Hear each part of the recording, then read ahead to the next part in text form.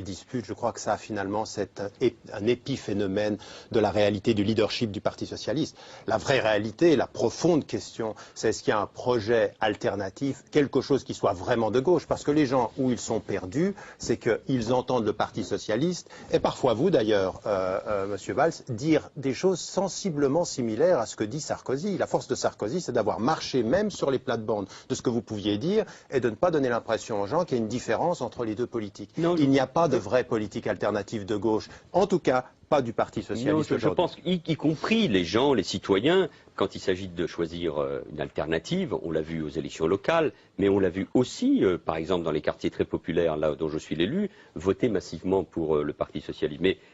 Mais souvent contre Sarkozy, Sarkozy plutôt que pour la gauche. C'est pas parce que Nicolas Sarkozy vous a notamment sur l'affaire que vous évoquiez tout à l'heure. Mais vous êtes petit, Monsieur Valls, mais ça n'a rien à voir. Parlez politique, parlez d'idées, mais c'est ce que je vais faire, mais ne m'interrompez pas alors. Pas de personne. Monsieur Ramadan, ne m'interrompez pas.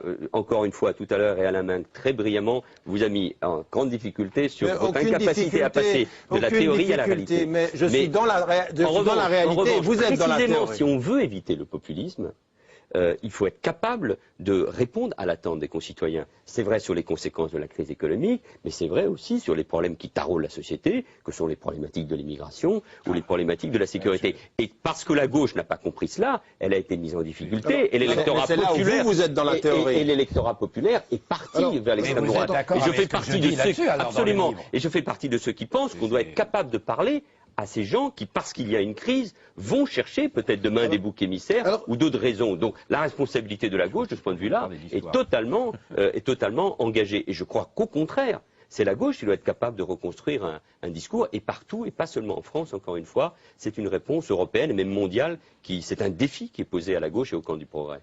Ça va nous permettre de rebondir sur le premier mot de notre